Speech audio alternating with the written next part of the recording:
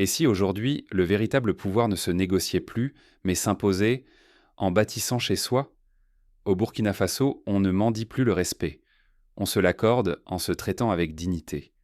Une nouvelle loi, passée presque inaperçue, promet de chambouler l'ordre économique mondial. Désormais, toute entreprise réalisant plus de 5 milliards de francs CFA de chiffre d'affaires, soit l'équivalent de plusieurs millions d'euros, doit construire son siège social au Burkina Faso. Derrière cette exigence, une révolution silencieuse se prépare. Le message est clair. Si vous tirez profit de notre terre, bâtissez aussi votre avenir avec nous. Il n'est plus question de laisser filer les richesses à l'étranger sans bénéfice pour les Burkinabés. Ce n'est pas rejeter l'investisseur étranger, mais exiger un enracinement authentique, continu, palpable.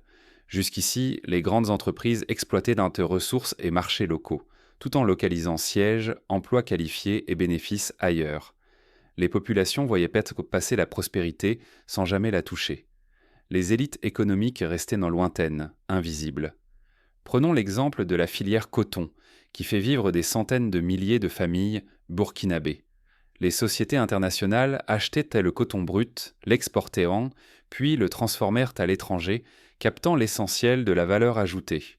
Les usines locales se contentaient souvent de la première transformation, laissant les vrais profits s'envoler vers d'autres continents. Tout change désormais. Les entreprises devront embaucher sur place, s'acquitter de leurs impôts localement et participer vraiment à la vie du pays. Les décisions stratégiques devront se prendre au plus près des réalités burkinabées. Les multinationales sont invitées à devenir actrices du développement, non simples passagères. Mais si ce pari échoue, les richesses africaines continueront de s'évaporer. La jeunesse privée d'espoir pourrait perdre confiance à jamais. Ce n'est pas qu'une loi. C'est un appel à la fierté, à la reconquête du destin africain. Mais comment ce texte, passé presque inaperçu, peut-il réellement inverser des décennies de fuite des richesses, qui aujourd'hui tremblent vraiment face à cette audace burkinabé? Depuis des décennies, l'Afrique voit ses récoltes, son coton, son or quitter le continent. Les camions chargés de minerais filent sur les routes rouges, direction l'étranger. Les profits, eux aussi, prennent à la fuite. Les sièges sociaux des grandes entreprises restent bien loin, à Paris, Londres ou Toronto. C'est dans ces tours de verre, hors d'Afrique, que se décide le sort des ressources et des populations. Les dirigeants, confortablement installés, ignorent tant que souvent la réalité des villages et des familles. Conséquence, les emplois qualifiés, les choix stratégiques et la majeure partie des bénéfices échappent au continent. Les populations, elles, reçoivent des miettes alors qu'elles fournissent le sol, le labeur, l'effort quotidien. Les matières premières partent et laissent derrière elles un vide d'opportunités. Ce cycle d'extraction et d'exil des richesses semble impossible à briser. Chaque année, des milliards s'envolent, nourrissant la dépendance et freinant tout développement durable. En 2022, la Banque africaine de développement estimait que plus de 80% des richesses minières extraites en Afrique subsaharienne étaient exportées à l'état brut. Cela signifie que la majorité de la transformation industrielle, créatrice d'emplois et de valeur, se fait ailleurs. Au Burkina Faso, cette injustice se ressent surtout dans les mines d'or. Les multinationales s'enrichissent, mais villages et villes restent sans route, sans école, sans emploi stable. Ici, la terre est riche, mais les familles voient rarement la couleur de cette richesse. À titre d'illustration, la commune de Houndé, qui abrite l'une des plus grandes mines d'or du pays, se plaint régulièrement du manque d'infrastructures, alors que le sous-sol local génère chaque année des profits colossaux pour des sociétés étrangères. Accepter ce système, c'est condamner la jeunesse à l'exil ou à la précarité. C'est accepter que l'Afrique cultive, mais ne récolte pas. C'est laisser d'autres décider, loin du continent, de son avenir. Mais ce modèle n'est pas une fatalité. Comment alors briser ce cercle vicieux et redonner à l'Afrique la maîtrise de ses richesses? Une nouvelle dynamique s'installe au Burkina Faso, bouleversant des décennies de dépendance. Une loi inédite vient changer la donne pour les entreprises étrangères. Un décret et soudain tout bascule. Désormais, les puissants ne peuvent de plus détourner le regard. Au Burkina Faso, une loi inédite vient de fissurer l'ordre établi.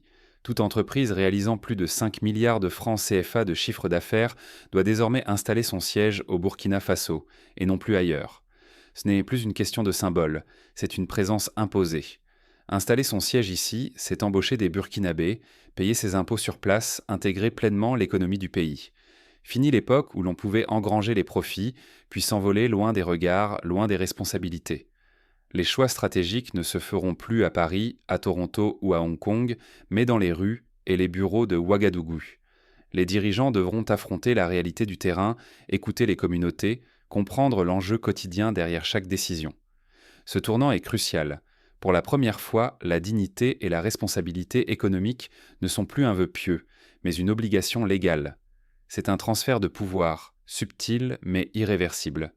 Les entreprises ne pourront plus se contenter d'exploiter le pays, elles devront faire partie de son avenir, chaque jour. Mais la loi va bien au-delà d'une mesure administrative.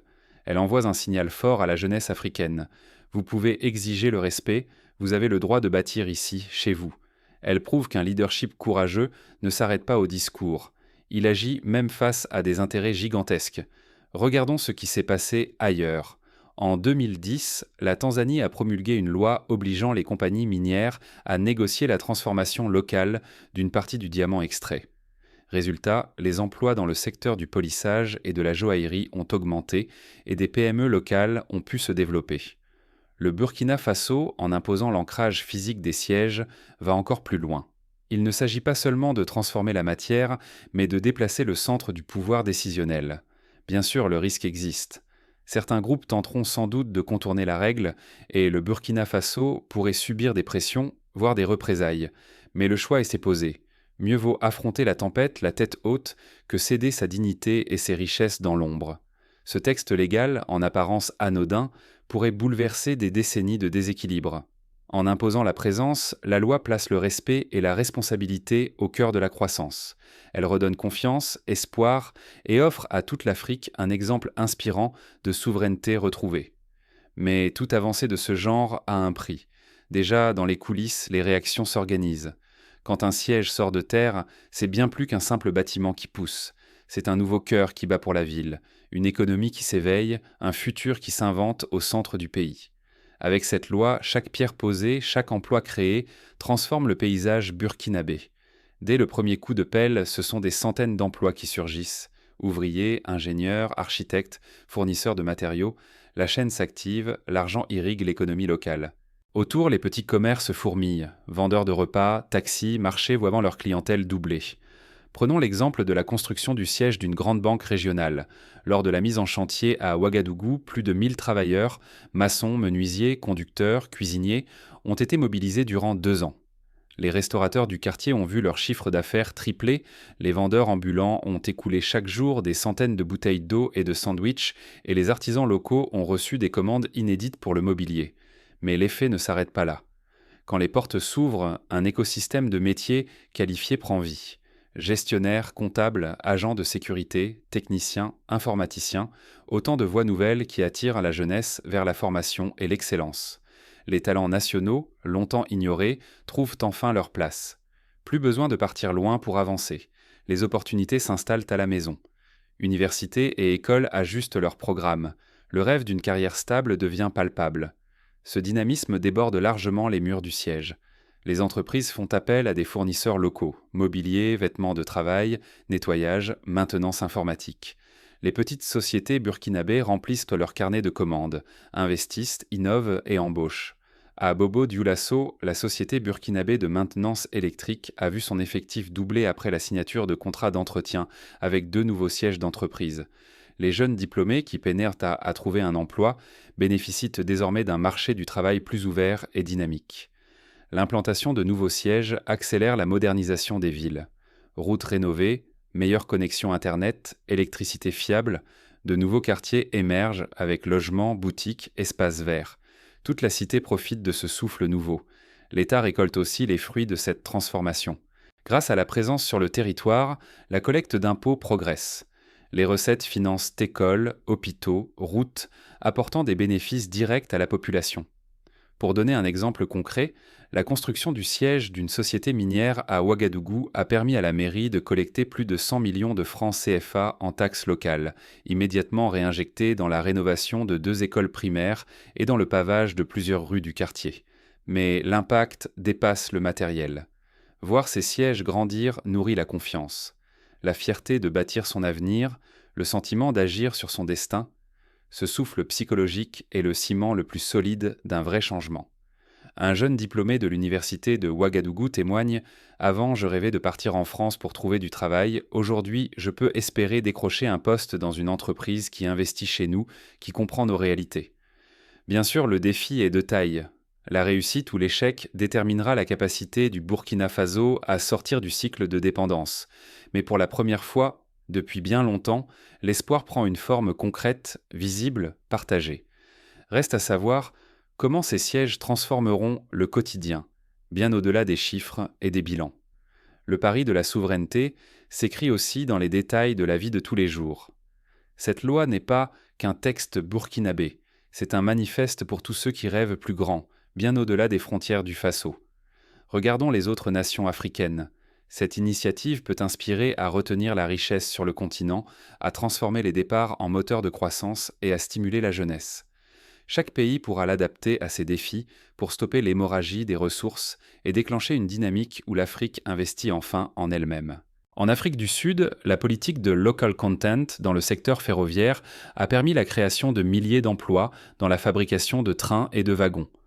Au Nigeria, l'obligation pour les compagnies pétrolières d'installer des bases logistiques locales a stimulé l'industrie parapétrolière et favorisé l'émergence de champions nationaux. Le Burkina Faso s'inscrit dans cette lignée, mais va plus loin. Il ne s'agit pas seulement de produire localement, mais de gouverner localement. Pour les entreprises, le signal étant clair, il faut changer de paradigme. L'Afrique ne doit plus être un simple terrain d'extraction, mais devenir un espace d'investissement durable et de création de valeurs partagées. Implanter son siège localement, ce n'est pas une contrainte, mais la chance de s'ancrer dans la communauté et de participer au développement réel du pays. Cela oblige aussi à tisser des liens solides, à recruter, à former et à promouvoir les talents locaux. Les entreprises deviennent alors actrices du progrès et non plus simples passagères tirant profit du sol africain.